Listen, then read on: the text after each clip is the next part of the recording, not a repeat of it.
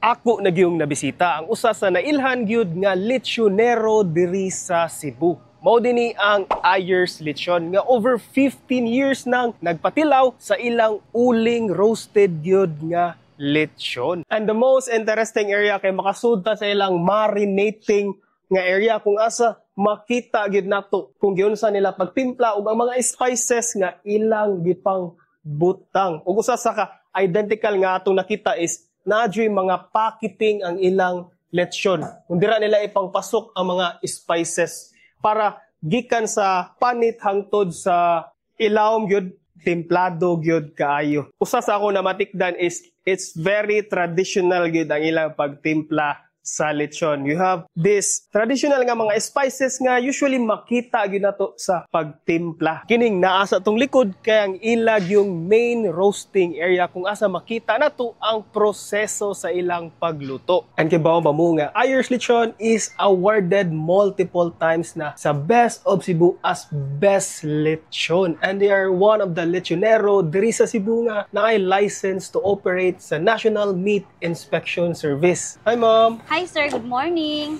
Ma'am, tinuod ni nga free door-to-door delivery sa Metro Cebu? Yes po, free door-to-door sa Cebu City, sir, Mandaue, sa Lapu-Lapu City. Sa North okay. area, sir, until Danao may free, sir. And sa South area, Naga siya, sir. Ma'am, pilay pinakabarato nga pwede na ako mapalit ninyo, ma'am? Ang namin pinakabarato diri, sir, de leche siya, sir, 9,000 po. Mao nang lechon de leche. Yes po.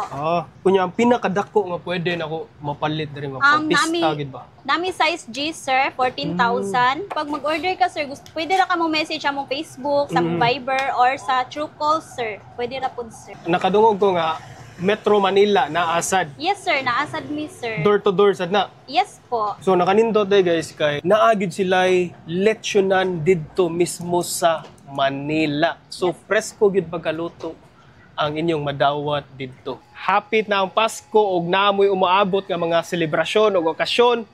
Order ug i-try na ninyo ang lechon sa Ayers Lechon.